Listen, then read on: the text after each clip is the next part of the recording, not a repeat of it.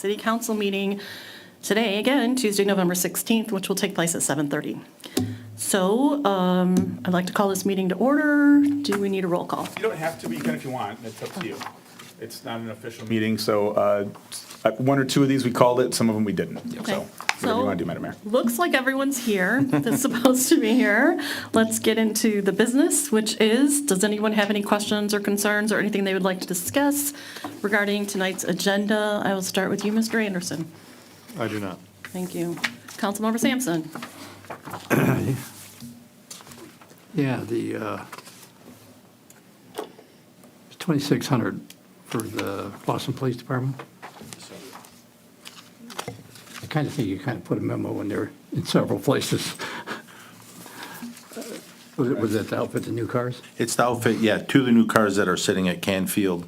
This was part of the earlier CIP request back in July. Obviously, wasn't processed through, but the cars are here now, so I do need the equipment to get those and replace the two. Currently, we have one at $104,000, another one at $82,000. They're starting to cost us some money and some wear and tear and some safety issues. So that's the reason for that request. We go through Canfields. We have for several years. They build the cars exactly the same. Obviously, you would, it's for safety, so everyone knows exactly where the equipment is, and not different builders. In part of that memo, you show where you're taking the money out of the account number and all that. But it says on there, the amount left in the account, or the money in the account, that's blank.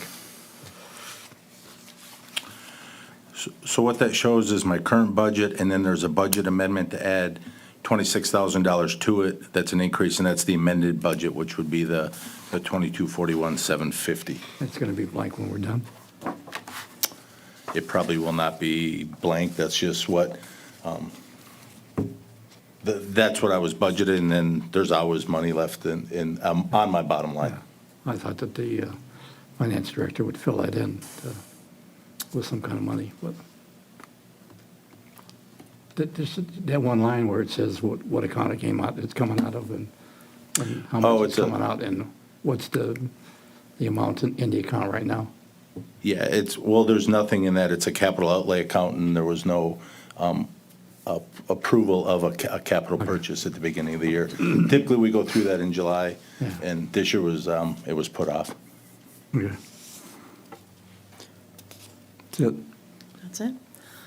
Councilmember Shepherd, do you have anything you'd like to Yeah, discuss? just to get back, to piggyback on that. So is it that they've already been contracted and it's sitting there and they just need to be paid for it, or the work's already been done? No, the cars are in, they're just Yeah. not, they come in like as is off the lot, and then Canfield strips them, removes all the gear, follows through with these quotes, adds all that stuff, Okay. and then at the end of the term, removes it, builds it back to a regular car for sale, and then sometimes we can use the equipment. Because of the body years, we cannot. That's why these are a new purchase of the equipment in the car, except for the lights. So this is what I was kind of confused in looking at, that, I guess, and it goes back to what Mr. Sampson was saying on just a synopsis, right? Because I'm trying to go through it. I mean, it's a quote and it's a bill of lading, or not bill of lading, but the tick sheet on what needs to happen. Correct. These are upfitting for two new vehicles, and then there's also retrofitting to have vehicles that we're going to sell. Is that? That's all built into this. So they'll strip down the two we have.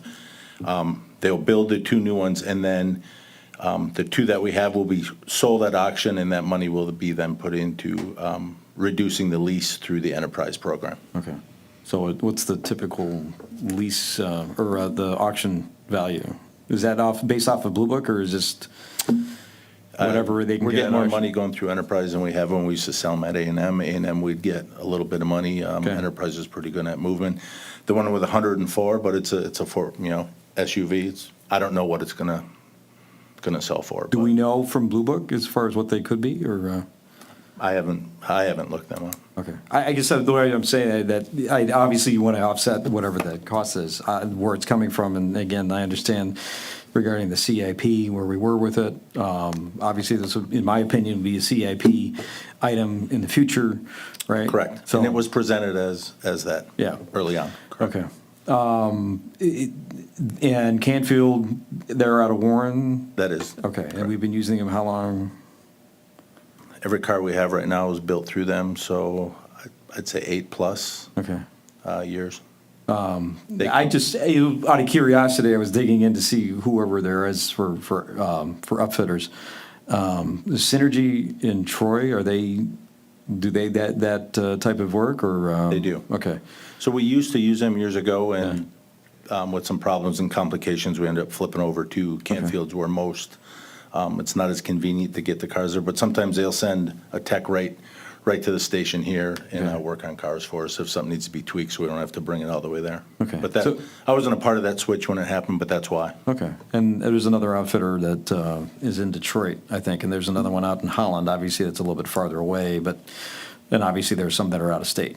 I guess, is there any way to show that they are the most competitive, or whatever service is, the best value for that type of thing, or?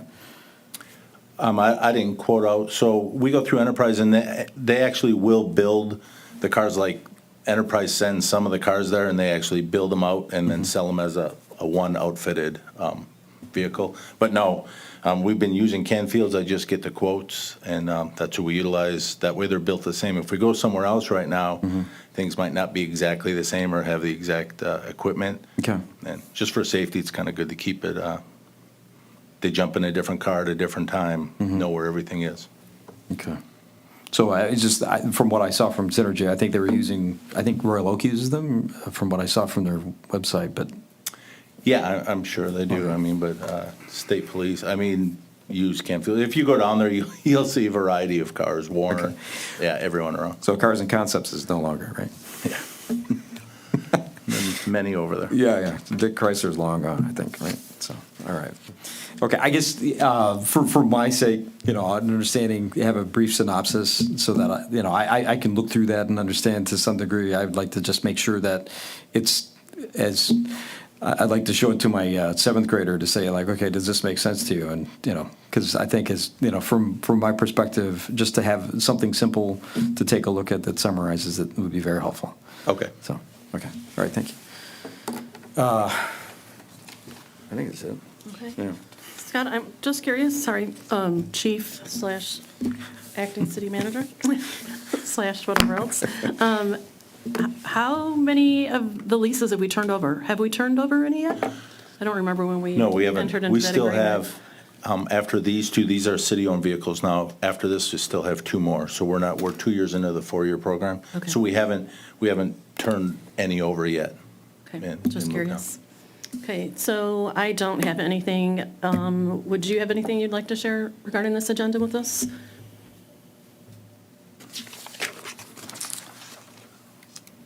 No, MML is going to show up and give a presentation on the funds, the Rescue Act funds. I think that'll be a good presentation for everyone, very informative.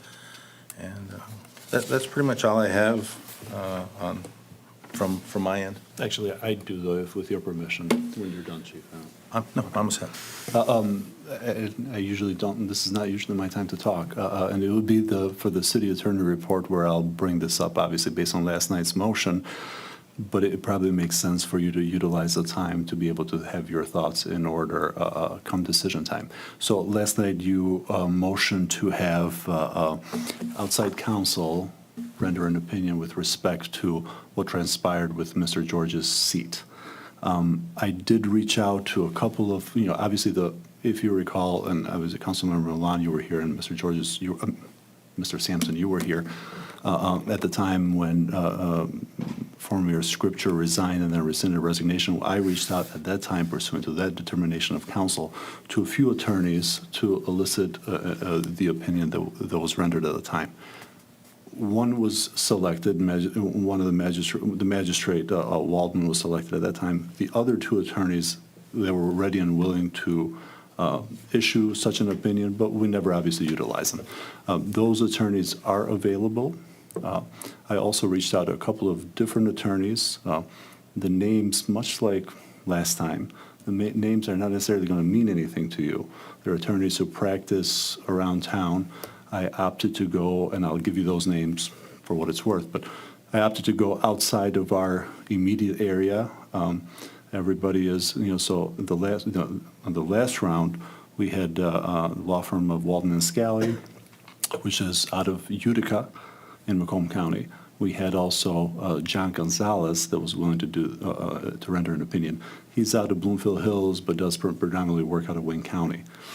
I reached out to, I believe it's called Michigan Justice Center. There's a couple of attorneys there. There's a few attorneys in the center. There also, I believe, are out of Shelby, either Utica or Shelby. They do, they used to do, or they do a lot of municipal work on behalf of their clients, so they have a sense of this. The attorneys that do the work are Paul Addis and Sean Kelly.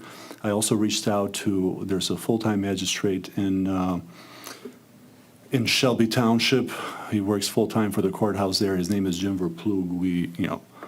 Scott and I know him because he used to be the former court administrator, among his many duties, in Troy.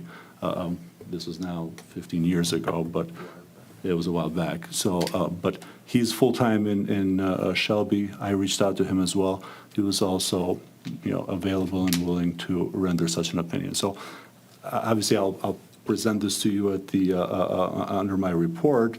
But this is the background. This is the information. I imagine either you're going to give me either I'm going to choose randomly out of the hat, or the four of you will choose randomly out of the hat, one way or another. So I would, I just wanted to let you know that that's the case. Is there anything in our charter that states how an outside attorney must be selected? No. So if anyone here had someone to suggest, is that within the parameters as well? It could be. I mean, certainly, I imagine, though, what I would imagine you will consider is that we need distance from whomever it is, right? I think that makes sense. It sounded, based on the motion last night, you wanted an opinion that, that will determine the matter, right? That you will all abide by whatever that opinion may be. As to how we get to that attorney, whomever it is, yeah, I mean, it's open season, so to speak. I would, these four, I know, and I can attest to being above and beyond reproach. They're not, they're not connected to anything that transpires in Clawson or, for the most part, in Oakland County.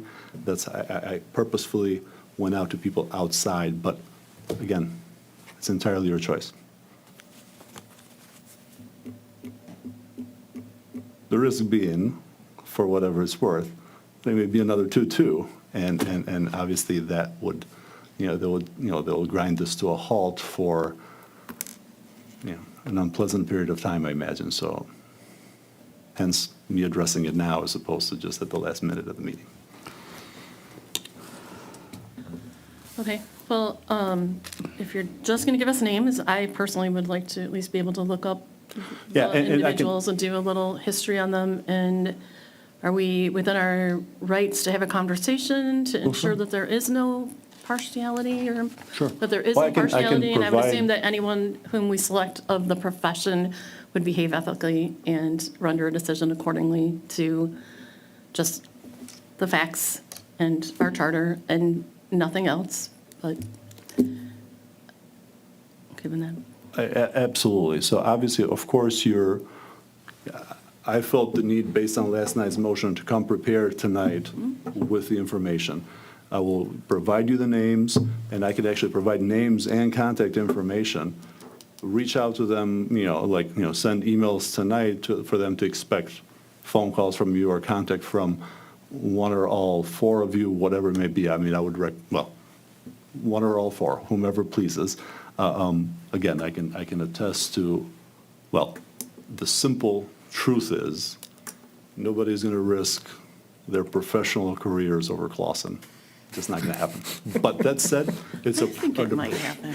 Yeah, well, Or substantial.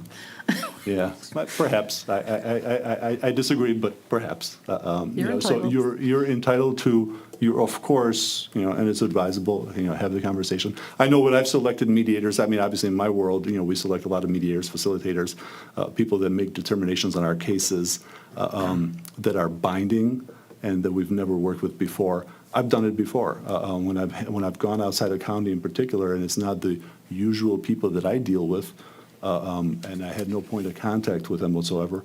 I've reached out before and just have a conversation. If perhaps no more, I got no more than peace of mind, but that's important too. Okay.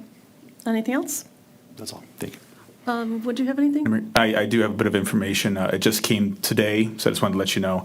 I did talk to every member of the Charter Commission today, and I swore in 2 of them, and the rest are all going to meet here at 6:30 on Thursday. We finally knocked down the time in the back room just to swear them in and to give them a brief little lay of the land. It's a workshop. It's not their first organizational meeting.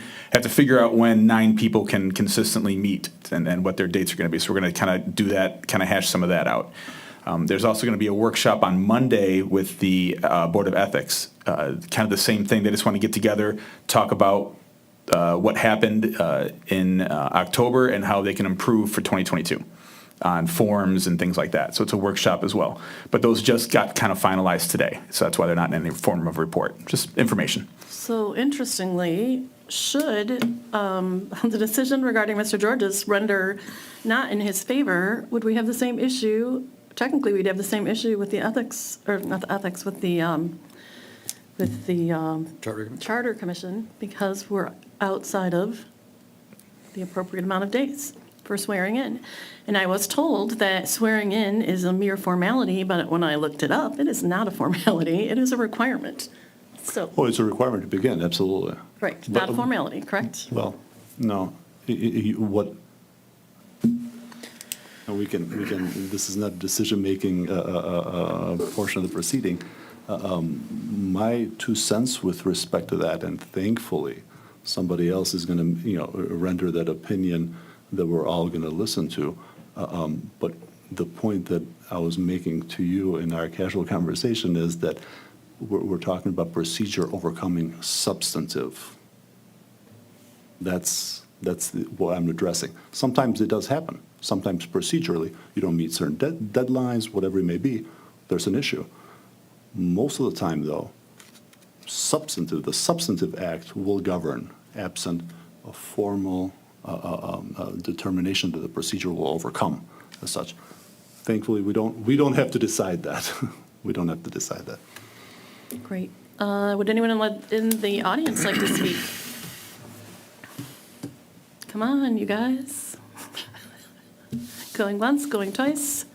All right, then I will, since it's informal, do we need to? No, you can just adjourn when you want, Madam Mayor. Tape off, we're done for now. Let's go break and come back. Thank you very much, everyone. Thank you.